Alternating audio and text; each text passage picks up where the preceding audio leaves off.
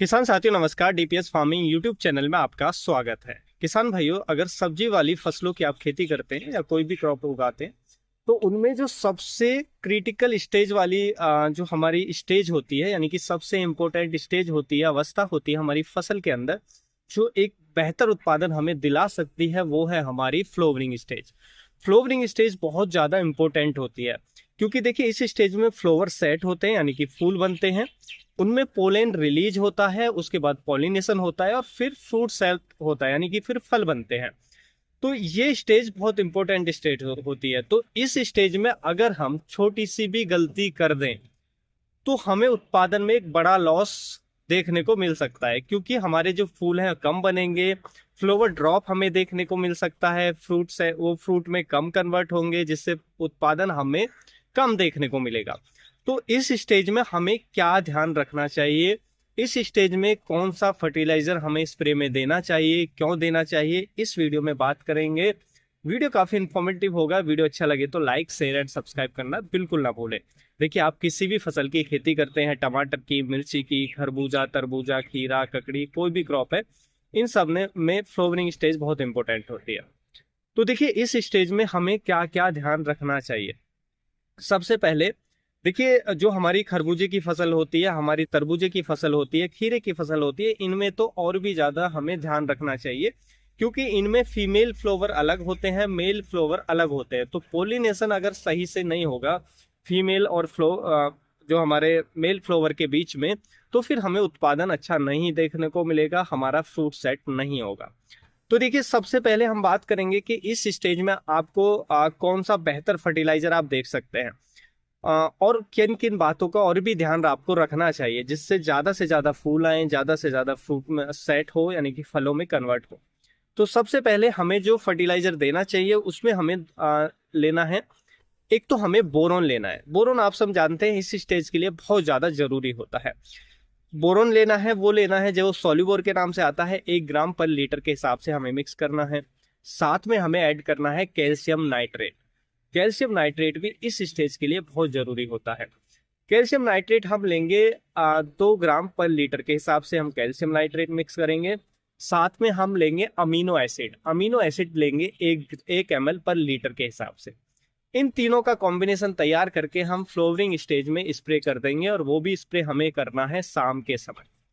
अब देखिए, इनके स्प्रे से, इस कॉम्बिनेशन के स्प्रे से क्या बेनिफिट मिलेगा। सबसे पहले जो हम बोरोन दे रहे हैं वो पौधे के अंदर पॉलिनेशन को बढ़ाने में हेल्प करता है। जो पॉलिनेशन बढ़ेगा तो फ्रूट सेट अच्छा होगा, जिससे उत्पादन बेहतर देखने को मिलेगा। ये हमारा बोरोन हमारा ये काम करता है। जो हमारा कैल्शियम है, जो हम कैल्शियम नाइट्रेट का स्प्रे कर रहे हैं, उससे कैल्शियम की पूर्ति होगी। कैल्शियम हमारे फसल के अंदर फ्लावर ड्रॉप को रोकता है, जो हमारे फूल गिरते हैं, फूल झड़ते हैं, उनको रोकने का काम करता है हमारा जो कैल्शियम होता है। उसके साथ साथ हम इसमें ऐड कर रहे हैं अमीनो एसिड। अमीनो एसिड का जो काम होगा यहाँ पर वो होगा प्लांट का स्ट्रेस रिलीज करना, यानी कि प्लांट को स्ट्रेस से मुक्त करना। प्लांट स्ट्रेस में है तो उसे स्ट्रेस से, तनाव से बाहर निकालना। ऐसा करने से फ्रूट, जो फूल आ रहे हैं वो फलों में ज्यादा से ज्यादा कन्वर्ट होंगे, यानी कि फ्रूट सेट आपको अच्छा देखने को मिलेगा, जिससे उत्पादन बेहतर देखने को मिलेगा। तो इन तीनों का कॉम्बिनेशन आप जरूर ट्राई करें, आप देखेंगे बहुत ही अच्छे आपको रिजल्ट देखने को मिलेंगे। उसके साथ साथ देखिए, इस स्टेज में आपको जो ध्यान रखना है वो ये कि आपका खेत सूखे की स्थिति में ना जाए, फसल में सूखे का तनाव ना हो, ड्राउट, जो हमारा ड्राउट की संभावना ना बने, सूखे की संभावना ना बने खेत के अंदर। तो प्रॉपर जो पानी है, प्रॉपर इरिगेशन का आप जरूर ध्यान दें।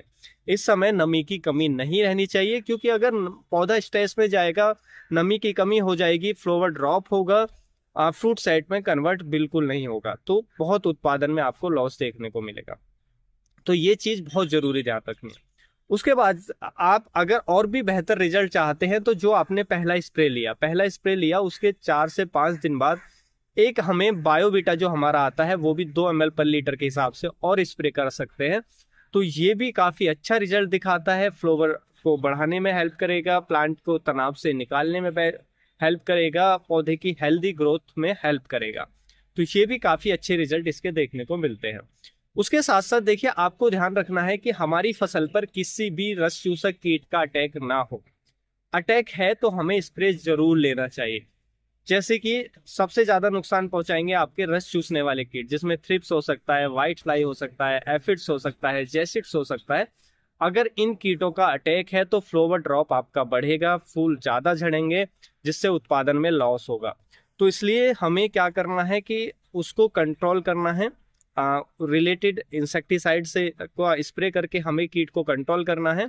और जो हमें स्प्रे करना है वो हमेशा शाम के समय स्प्रे करना है। देखिए, कभी भी फ्लावरिंग स्टेज में हमें सुबह के समय स्प्रे नहीं करना है, क्योंकि उसके बाद जो दोपहर को ज्यादातर आप देखेंगे कि मधुमक्खियां हमारी फसलों पर एक्टिव रहती हैं, जो पॉलिनेशन का काम करती हैं। तो जो फसलें, जैसे कि हमारे खरबूजे की फसल है, तरबूजे की फसल है, खीरे की फसल है, इनमें अलग अलग मेल और फीमेल फ्लावर होते हैं। तो इसके लिए जो मधुमक्खी हनी बी बहुत इंपॉर्टेंट होती हैं पॉलिनेशन करने के लिए। अगर उनको नुकसान हो गया तो अगर पॉलिनेशन सही से नहीं होगा तो भी फ्लावर ड्रॉप आपका बड़े पैमाने पर देखने को मिलेगा।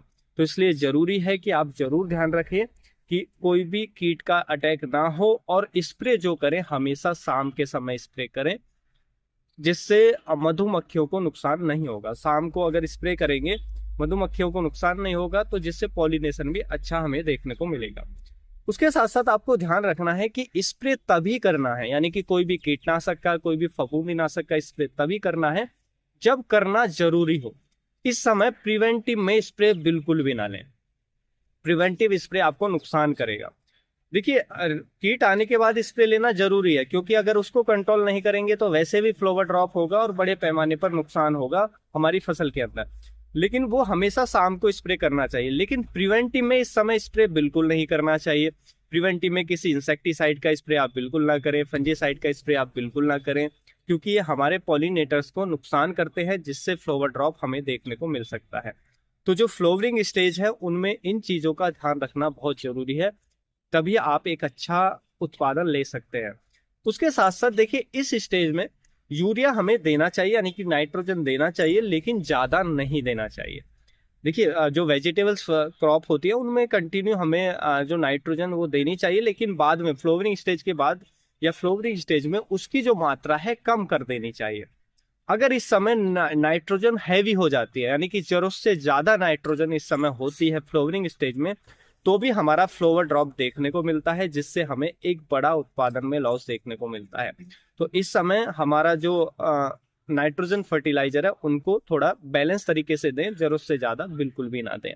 तो जो मैंने बताया, अगर इन सभी को आप फॉलो करते हैं, सभी प्रोसेस को फॉलो करते हैं, जो मैंने फर्टिलाइजर बताया उनका समय पर स्प्रे करते हैं, तो आप देखेंगे कि फ्लावर ड्रॉप नहीं होगा आपका, फूल ज्यादा आएंगे, पॉलिनेशन अच्छा होगा, फूल फलों में कन्वर्ट ज्यादा से ज्यादा होंगे, जिससे फ्रूट सेट अच्छा आपको देखने को मिलेगा, जिससे ओवरऑल जो उत्पादन है वो आपको बेहतर देखने को मिलेगा। तो उम्मीद है किसान भाइयों, जो आज की जानकारी है आपको अच्छी लगी होगी। जानकारी अच्छी लगी तो वीडियो को लाइक, शेयर एंड सब्सक्राइब करना बिल्कुल ना भूलें। फिर मिलेंगे हम आपको एक और नई वीडियो में नई जानकारी के साथ। तब तक के लिए आप अपना ख्याल रखें। धन्यवाद।